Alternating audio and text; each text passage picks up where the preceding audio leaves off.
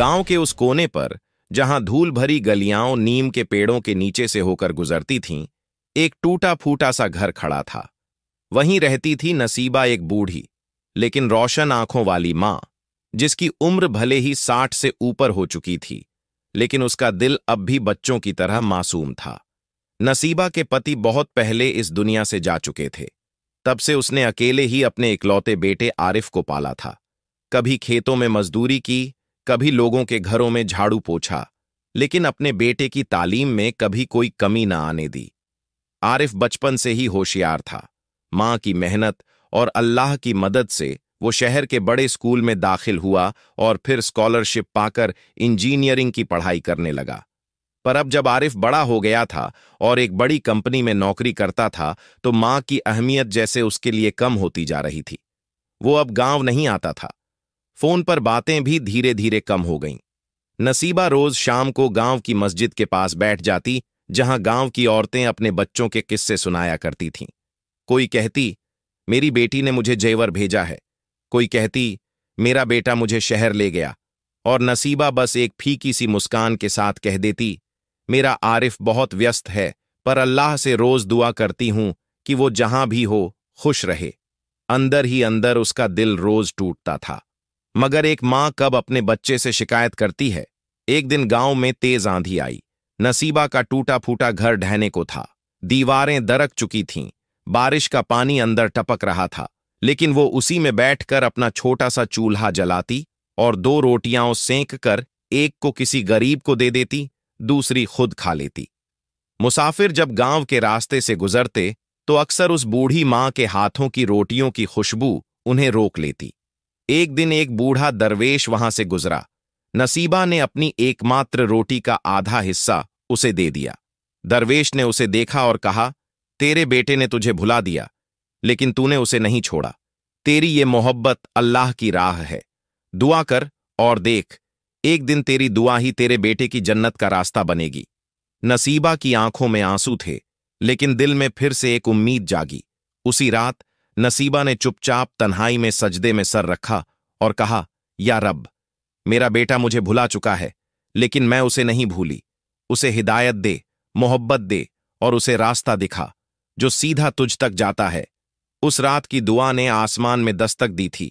शहर की बड़ी सड़कों पर तेज रफ्तार कारें, होर्डिंग्स पर चमकते चेहरे और रात के समय भी जगमगाती रोशनी, यहीं अब आरिफ की दुनिया थी।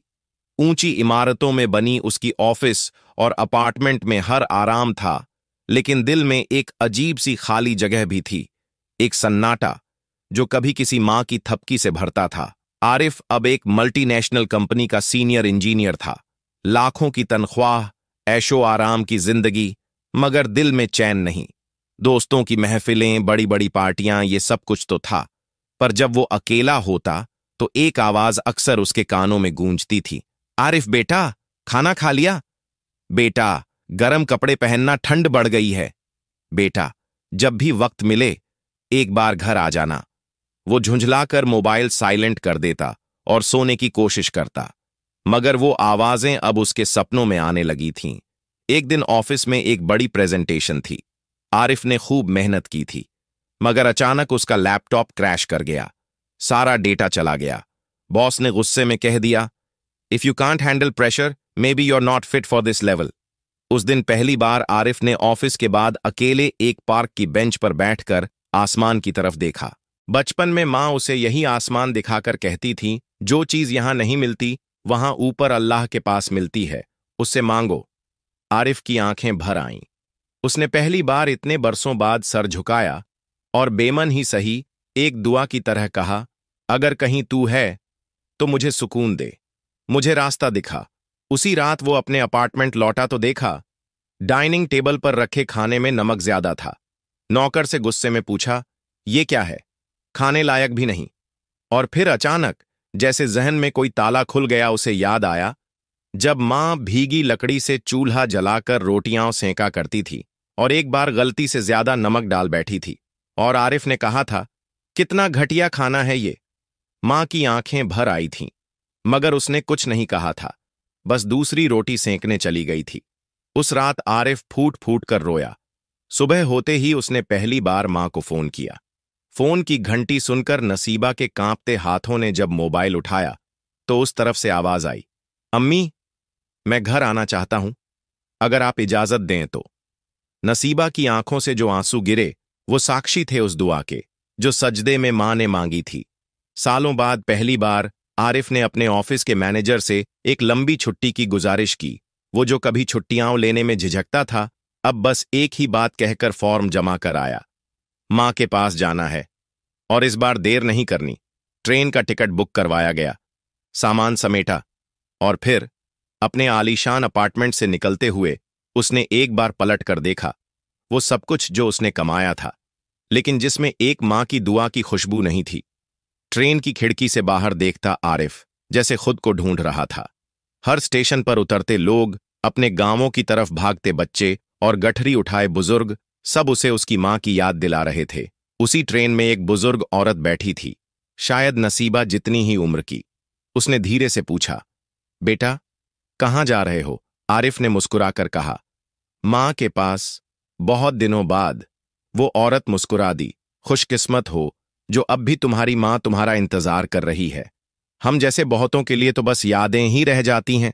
आरिफ के चेहरे पर कुछ पिघला, दिल भारी हो गया। उसने वहीं बैठे बैठे एक चिट्ठी लिखनी शुरू की। मां के नाम, अम्मी, मुझे माफ कर दीजिएगा, मैंने बहुत देर कर दी। आपके इंतजार की उम्र लंबी थी, इसलिए मैं अब भी आपका बेटा कहलाने लायक हूं। जब आपके हाथों की बनी रोटियां याद आती हैं तो शहर के सबसे बड़े होटलों की डिश भी फीकी लगती है। आपसे मिलने आ रहा हूं, और इस बार हमेशा के लिए, आपका। आरिफ उधर गांव में नसीबा सुबह से ही आंगन बुहार रही थी। घर की टूटी दीवारें पोंछ रही थीं, पुराने पर्दों को धोकर डाल रही थीं, जैसे कोई बहुत बड़ा मेहमान आने वाला हो। पड़ोस की खाला ने पूछ लिया, क्या हुआ बहन नसीबा, आज बड़ी रौनक है घर में? नसीबा ने मुस्कुराकर कहा, आरिफ आ रहा है, मेरा बेटा। मेरे सजदे की मंजूरी बनकर उसकी आंखों में वो रोशनी थी जो सिर्फ मां की मोहब्बत में होती है। शाम ढलने लगी थी, सूरज गांव के पेड़ों के पीछे छिप रहा था, और उसी वक्त गांव की मिट्टी से लिपटा एक लड़का, यानी आरिफ, स्टेशन से उतरकर पैदल ही घर की ओर बढ़ रहा था। पांव कांप रहे थे, दिल तेज धड़क रहा था, और आंखों में उस दरवाजे की तस्वीर थी जहां से एक मां हर रोज बेटे के लौटने की उम्मीद में देखा करती थी। दरवाजा खुला और आंगन में खड़ी नसीबा ने जैसे वक्त को रोक दिया। आंखों ने जो देखा, दिल ने उसे पहचाना। आरिफ। उसने दौड़कर बेटे को सीने से लगा लिया। आंसू, आहें, मोहब्बत, सब कुछ उस एक लम्हे में समा गया। आरिफ बस एक ही बात कह सका, अम्मी, देर हो गई, मगर अब कहीं नहीं जाऊंगा। नसीबा ने सिर्फ इतना कहा। मेरी दुआ अब पूरी हुई। गांव में सुबह की हवा कुछ और ही थी। मिट्टी से उठती भीनी खुशबू, मस्जिद की अजान की गूंज, और उस पुराने आंगन में बैठी एक मां जो अब मुस्कुरा रही थी। उसके पास अब उसका बेटा था। आरिफ उठते ही मां के पैरों में झुका, अम्मी, अब ये घर फिर से आबाद होगा। आप जो चाहेंगी वही होगा। नसीबा ने उसके सिर पर हाथ रखा और कहा, बेटा, मुझे बस तू चाहिए, बाकी सब तो अल्लाह का इनाम है। आरिफ ने गांव में रुकने का फैसला कर लिया। उसने कंपनी को मेल लिखकर अपनी नौकरी छोड़ दी। दोस्तों ने, ऑफिस वालों ने, सबने कहा, इतनी बड़ी पोस्ट, इतना पैसा, तू क्या करेगा गांव में? लेकिन आरिफ अब जवाब दे चुका था, मैं अब वहां रहना चाहता हूं जहां मेरी मां की दुआ है। गांव में ये खबर आग की तरह फैल गई। आरिफ वापस आ गया है। वो शहर छोड़कर आया है, अपनी मां के लिए। लोग पहले हैरान हुए, फिर धीरे धीरे सम्मान से देखने लगे। बच्चे उसे देख मुस्कुराते, बूढ़े दुआएं देते, और औरतें कहतीं, काश हमारे बच्चे भी ऐसे हो जाते। एक दिन नसीबा खांसी से बहुत परेशान थी। घर की हालत भी ठीक नहीं थी, छत टपकती थी और दीवारें सीलन से भरी थीं। आरिफ ने मां से कहा, अम्मी, अब हम घर ठीक कराएंगे, लेकिन सिर्फ अपने लिए नहीं, इस गांव के और उन मां बेटों के लिए भी जिन्हें कोई सहारा नहीं है। नसीबा ने हैरानी से पूछा, क्या मतलब बेटा? आरिफ ने मुस्कुराकर कहा, मैं एक दुआ घर बनाना चाहता हूं जहां बूढ़ी माएं रहें जिनके बेटे उन्हें छोड़ गए। मैं उनके लिए बेटा बनूंगा। और फिर शुरू हुआ एक नया सफर। आरिफ ने गांव की पंचायत से इजाजत ली, जमीन खरीदी, पुराना गोदाम बनवा लिया, गांव के लड़कों को रोजगार दिया, कोई ईंटें ला रहा था, कोई सीमेंट, कोई रंग, और कुछ ही हफ्तों में वहां एक छोटा सा लेकिन साफ सुथरा सेंटर खड़ा हो गया। दुआ घर, माँओं का आशियाना। जब पहली माँ उस घर में आई, कांपती आंखें, टूटी उम्मीदें, आरिफ ने खुद उसके पैर धोकर कहा, अब आप अकेली नहीं हैं अम्मा, ये आपका घर है। और उस दिन नसीबा ने पहली बार अल्लाह के सामने सजदा करते हुए कहा, या रब, तूने मेरे बेटे को सिर्फ लौटाया नहीं, उसे तेरा रास्ता दिखा दिया। जहां एक मां की दुआ ने सिर्फ एक बेटा नहीं बदला, बल्कि पूरे गांव की किस्मत बदलनी शुरू कर दी। गांव में अब सुबह कुछ और होती थी। पहले जहां सिर्फ पक्षियों की चहचहाहट होती थी, अब वहां एक नई आवाज गूंजने लगी थी। बेटा, ये चाय तो बिल्कुल वैसी है जैसे मेरा नज़्मा बनाती थी। अम्मा, अब रोज सुबह दवाइयां मिलेंगी, चिंता मत करो। यह दुआ घर अब सिर्फ एक इमारत नहीं था, बल्कि वो पनाहगाह बन चुका था, जहां तन्हा माएं, जिन्हें समाज और अपनों ने भुला दिया था, फिर से जीना सीख रही थीं। आरिफ हर सुबह नसीबा के साथ वहां जाता। उसके पास एक रजिस्टर होता। हर मां की जरूरतें, उनकी दवाइयां, उनका खाना, उनके दर्द, सब उसमें लिखा होता। और दिल में लिखा होता सिर्फ एक जुमला, मां की दुआ से शुरू किया। अब हर मां की दुआ लेनी है। एक दिन एक बूढ़ी मां, जिनका नाम शमशाद बी था, आरिफ के सामने फूट फूट कर रोने लगी।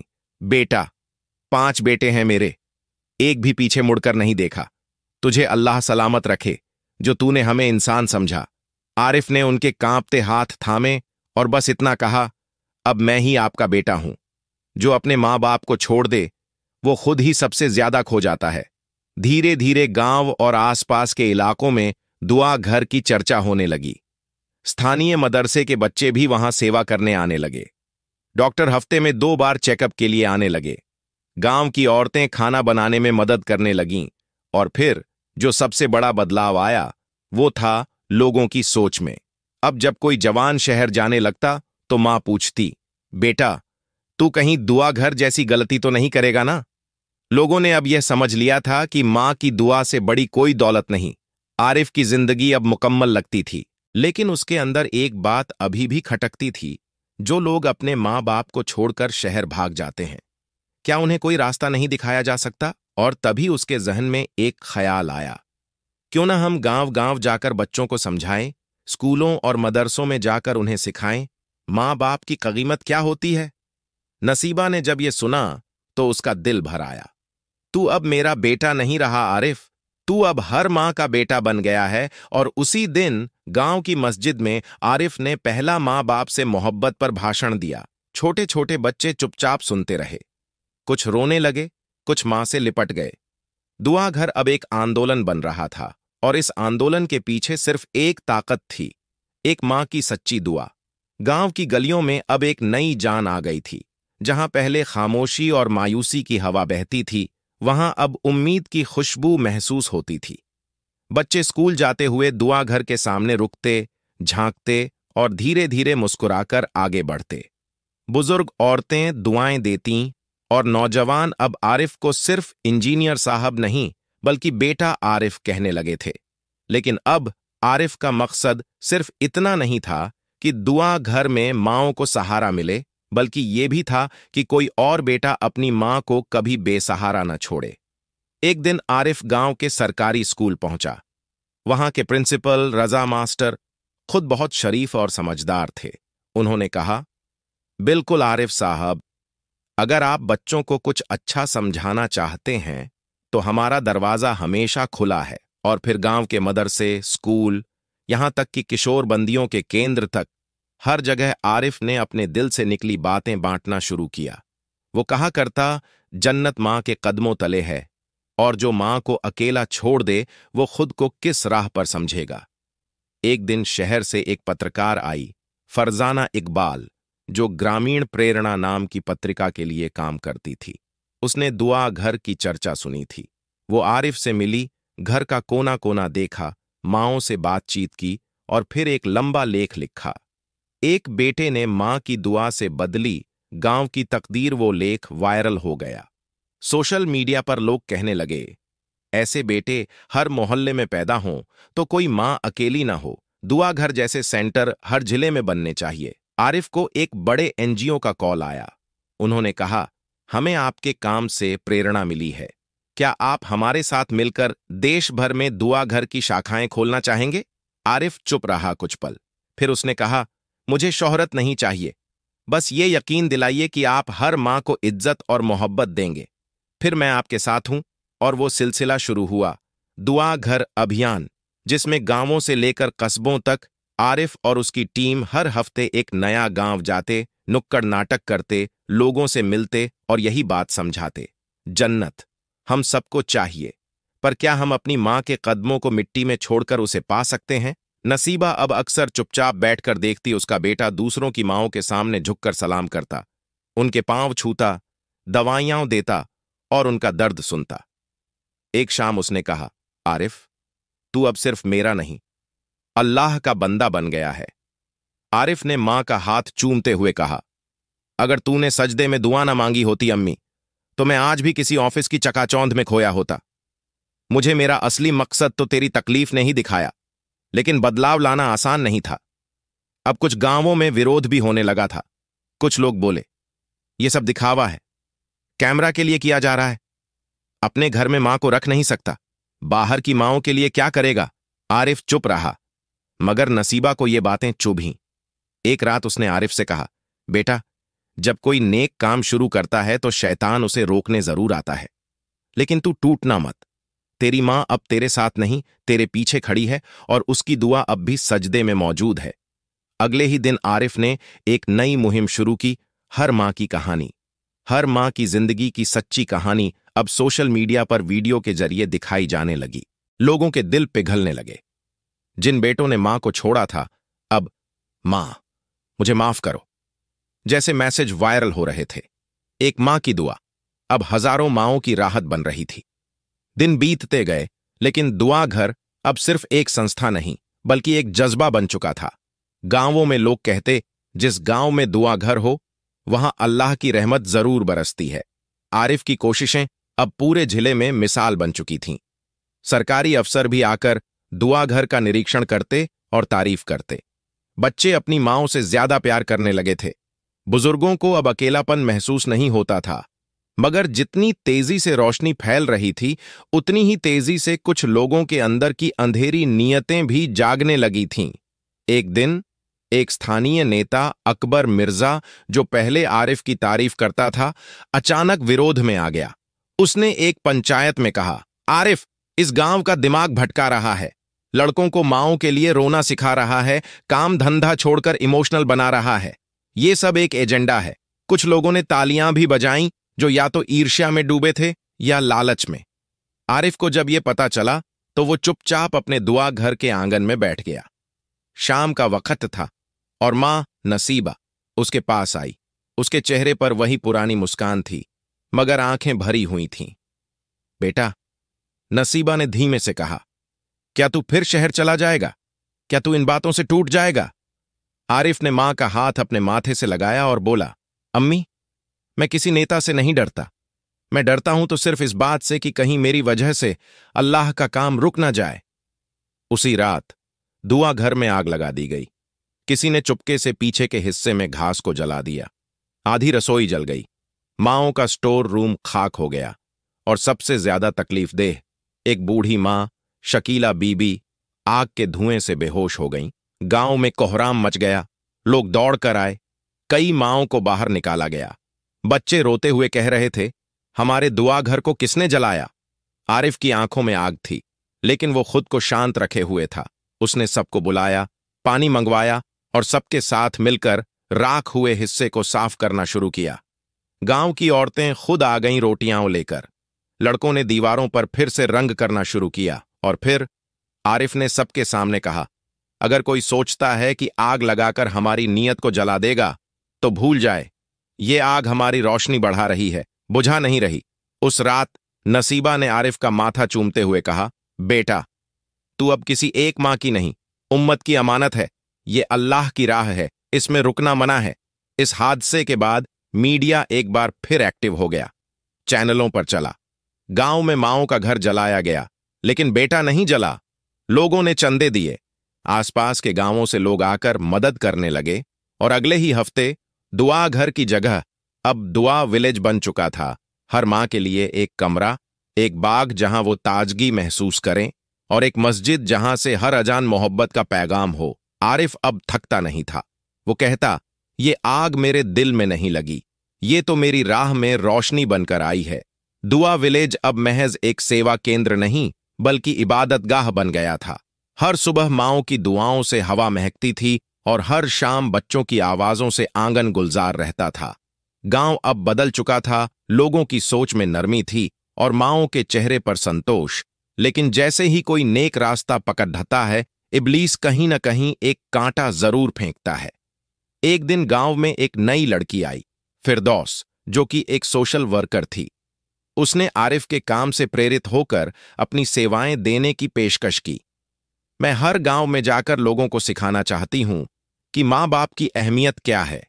अगर आप इजाजत दें तो मैं आपके साथ रहकर सीखना चाहती हूं, फिरदौस ने शालीनता से कहा। आरिफ ने मुस्कुराकर सिर हिलाया। यह काम करने के लिए दिल साफ और इरादा मजबूत चाहिए। अगर तुम्हारे पास ये दोनों हैं तो तुम्हारा स्वागत है। कुछ हफ्तों तक सब कुछ अच्छा चला। फिरदौस दिन में बच्चों को पढ़ाती, बुजुर्ग महिलाओं की देखभाल में हाथ बटाती और शाम को आरिफ के साथ बैठकर प्लानिंग किया करती। लेकिन इस बढ़ती नजदीकी को लेकर गांव में फुसफुसाहटें शुरू हो गईं। वो लड़की हर वक्त आरिफ के साथ दिखती है, कहीं ये सब दिखावे का हिस्सा तो नहीं? क्या नसीबा भी को इस बारे में पता है? आरिफ तक बातें पहुंची, लेकिन उसने अनदेखा किया। उसके लिए मकसद बड़ा था, बातें छोटी। पर नसीबा ने ये सब महसूस कर लिया। एक शाम उसने आरिफ को बुलाया और धीरे से पूछा, बेटा, तू जो कर रहा है, क्या उसका नियत पाक है? आरिफ ने मां के हाथ थामकर कहा, अम्मी, मेरा दिल गवाही देता है कि जो कुछ कर रहा हूं उसमें अल्लाह की रजा है।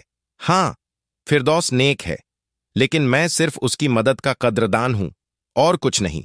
नसीबा ने बेटे की आंखों में देखा और कुछ देर चुप रही। फिर बोली, अगर वो लड़की तुझे नेक रास्ते में साथ दे रही है तो उसकी इज्जत तेरे हाथों में अमानत है। याद रख, इम्तिहान सिर्फ नीयत से पास होते हैं, कामयाबी से नहीं। लेकिन गांव में एक और तूफान खड़ा हो गया। अकबर मिर्जा और उसके साथियों ने अफवाहें फैला दीं कि दुआ घर अब दुआ नहीं, दिखावा है। वहां रिश्ते बनते हैं, इबादत नहीं। उन्होंने सोशल मीडिया पर एडिटेड वीडियोस डाले, अखबारों में झूठी खबरें छपवाईं, दुआ विलेज को बदनाम करने की साजिश रची। आरिफ पर सवाल उठे। चंदा देने वालों ने फोन करना बंद कर दिया। सरकारी फंडिंग रोक दी गई। लोग फिर से सोचने लगे, क्या सचमुच आरिफ बदल गया है? माँओं की आंखों में डर लौट आया। बच्चे सहमने लगे। आरिफ ने फिर एक बार सबको बुलाया एक मैदान में, गांव के सब लोगों को। नसीबा बगल में बैठी थी, फिरदौस पीछे खड़ी थी। आरिफ ने सबके सामने कहा, मैंने कभी मां के साए से बाहर निकलकर किसी और की मोहब्बत को अपनी राह नहीं बनने दिया। फिरदौस मेरे साथ थी, क्योंकि उसका मकसद वही था जो मेरा था। अगर मेरी नीयत पर शक है तो मैं दुआ घर छोड़ देता हूं, लेकिन माँओं की सेवा कभी नहीं छोड़ूंगा। भीड़ खामोश थी।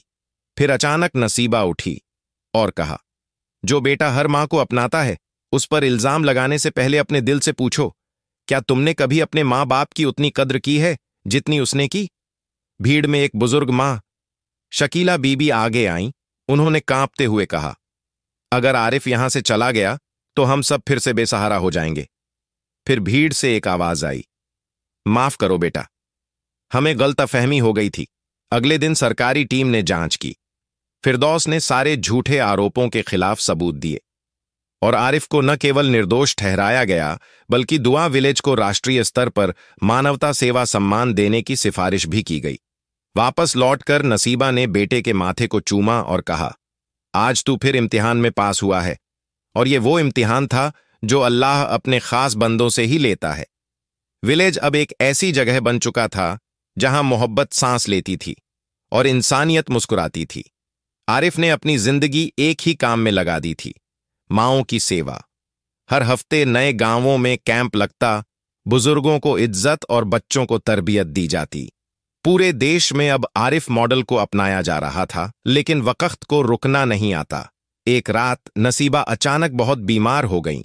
सांस लेने में तकलीफ, चेहरा पीला और आंखें बुझती हुई आरिफ दौड़ता हुआ डॉक्टर को लाया।